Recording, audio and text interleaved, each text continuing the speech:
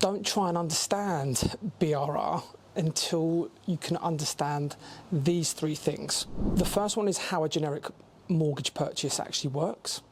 Second one is how a cash purchase actually works.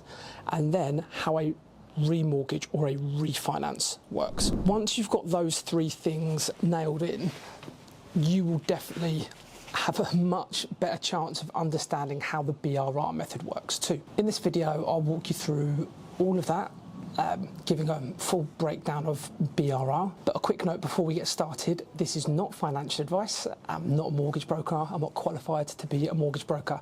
And if you need qualified professional advice, speak to a qualified professional. Okay, first up, how a standard mortgage buyer works, how a basic buy-to-let mortgage works. And this is presuming we are doing a repayment mortgage, okay, a repayment mortgage. And you, the buyer, find the property, you agree the price, and you arrange your buy-to-let mortgage. That mortgage is likely going to be on a 25 to 75 LTV. Loan to value is LTV. It's basically how much a lender will lend you against the value of a property. So you put 25% down and the bank lends you the 75%. If it's 40-60, then you put 40% down and they put 60%. Same for if it was 15-85, etc., etc. In most cases, it will be 25-75. So you provide the 25% deposit and the bank gives you the remaining 75%. Let's do it on 100 grand, right? You buy a property for £100,000, you put in 25k, the bank lends you 75k. But then you've got to think about interest. Say your rate is 5%. That's the cost of borrowing the money, charged annually, but you pay it monthly. If your rent is only 420, the bank isn't going to lend you that money because although it technically covers the payment, that's not really much of a cushion for them and they want more security than that.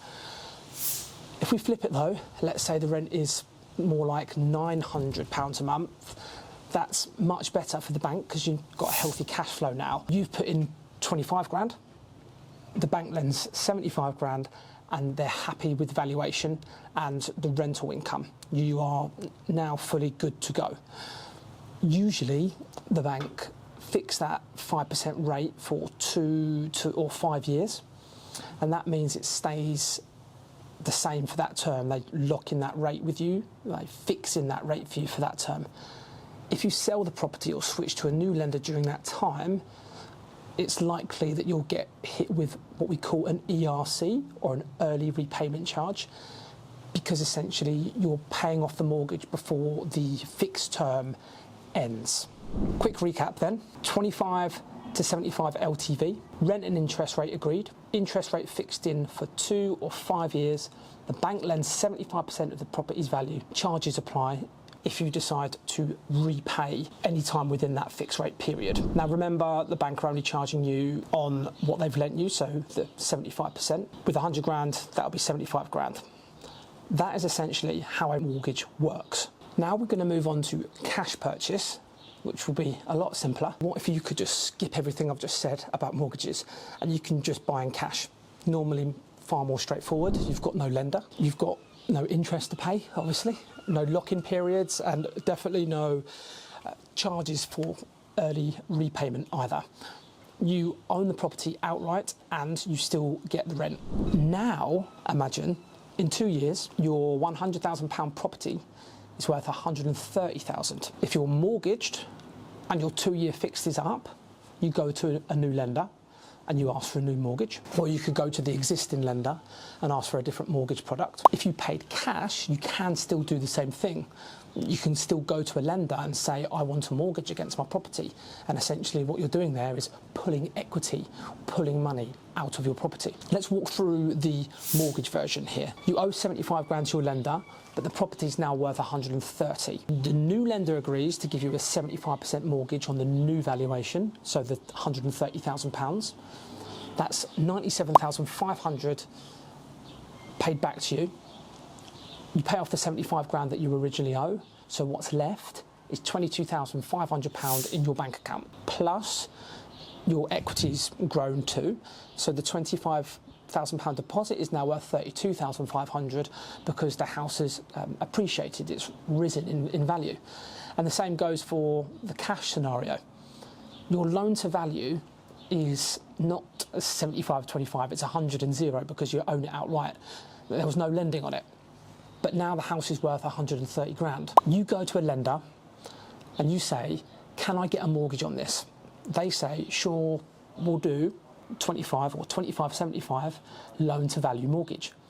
Your equity is 32,500 because they lend you 97,500, 25% being the 32,500 and 75% being the other. And again, you've pulled out nearly £100,000 of cash out of this property. Now you understand the foundation of how it works, and now you get it. You know you can buy with a 25% deposit, you can remortgage to pay or repay your existing loan. You can mortgage 100% cash owned property as well to release equity. So these are your options. If you understand this now, you're ready to understand buy, refurbish, refinance, or BRR, because BRR is basically the same process, only instead of waiting 2 years, you refinance as soon as the property is ready to let. And this is the simple breakdown of how BRR works. You buy a property in cash for 80 grand. You spend 20k doing it up, your total cash outlay is £100,000. Now, the property's worth, say, 130,000. It's let now and it's rentable too. You go to a bank, they agree it's worth 130. You get the 25-75 mortgage, that loan to value is what you get. That's £97,500 that the bank now kick back to you. You've got 32,500 of equity still in the property. And now you've got £97,500 back in your bank account again, so you can go again. You've bought, you've refurbed, you've refinanced, and now you get to repeat the same process again because you've got nearly 100 grand in your bank account with that 97,500. Now there are fees to go with this, broker fees, agent fees, lots of different things, but for simplicity, this is how the model works. If you actually want to see a case study of how this works, click somewhere up here and check out the video where I took a property from 57 grand to 130 grand using this exact strategy. I really, really hope that you followed along. I know it's a lot to take in, lots of numbers, lots of percentages, talking equity and things like that, which can be a little bit difficult to wrap your head around sometimes. If you did like this video and you want more videos like this, or you've got questions or suggestions, don't forget to drop a comment below, hit the like button, definitely subscribe because I'm bringing out videos like this all the time again, and I will see you in the next video.